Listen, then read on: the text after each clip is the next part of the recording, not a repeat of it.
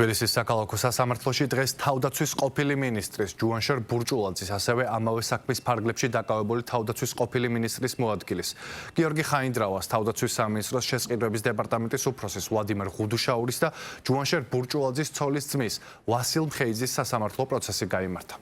სხდომაზე მხარეებმა შესავალი სიტყვები თქვეს. სხდომაზე განცხადება გააკეთა ბრალდებულმა ჯუანშერ ბურჭულაძემ. როგორც მან აღნიშნა, ის წარდგენილ ბრალში თავს უდანაშაულოდ მიიჩნევს და მისი თქმით, ქონებას, რომლის შეძენასაც პროკურატურა ედავება, ორი ქონების რეალიზაციით მიღებული თანხით შეიძინა. სახელმწიფო ბრალდება ჯუანშერ ბურჭულაძეს სამსახურებრივი უფლებამოსილების ბოროტად გამოყენებას და უკანონო შემოსავლის ლეგალიზაციას ედავება, რასაც თან ახლდა განსაკუთრებით დიდი ოდენობით შემოსავლის მიღება. დანაშაული 9-დან 12 წლამდე თავისუფლების აღკვეთას ითვალისწინებს. რაც შეეხება თავდაცვის სამინისტროს შესყიდვების დეპარტამენტის ყოფილ უფროსს ვლადიმერ ღუდუშაურს, მას 30,000 ლარიანი გირაო აქვს შეფარდებული. სარსახად დასტურდება, რომ ვასილ მხეიძეს არც ერთ მათგანთან აბსოლუტურად არანაირი კავშირი, არც საქმიანი, არც სხვა სახის ურთიერთობა არ ქონია. ვასილ მხეიძეს ქონდა მხოლოდ და მხოლოდ კავშირი და ახლო მეგობრული და ნათესაური ურთიერთობა ბურჭულაძესთან.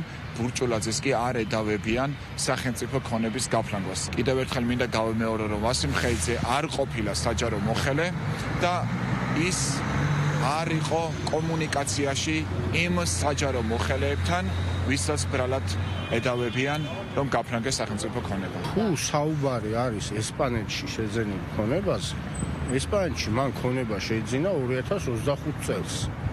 შეიძინა წლის დასაწყისში, დეკლარაციის წარდგენის ვალდებულება მას ჰქონდა 2024 წინა წელს.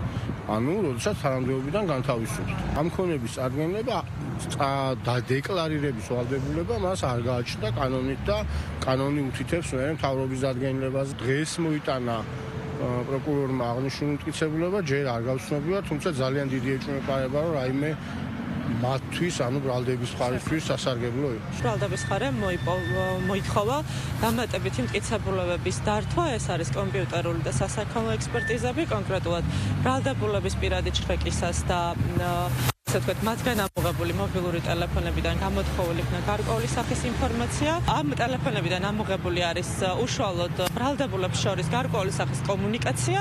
ეს როდესაც გამოკვლეული იქნება უშუალოდ უკვე ექსპერტის მონაწილეობით, მაშინ დადგინდება კონკრეტულად რა ინფორმაცია არის ამ ტელეფონებზე განთავსებული. ვინაიდან როგორც მოგახსენებთ, მათ შორის დისკებიც იქნა წარდგენილი და სწორედ ამ დისკებზე არის განთავსებული ეს ინფორმაციები. 2024 წელს განხორციელდა მისი, ასე ვთქვათ, ქონების გაყიდვა, რომელიც მოიყიდა შემდგომში ესპანეთის ქონების შესაძენად.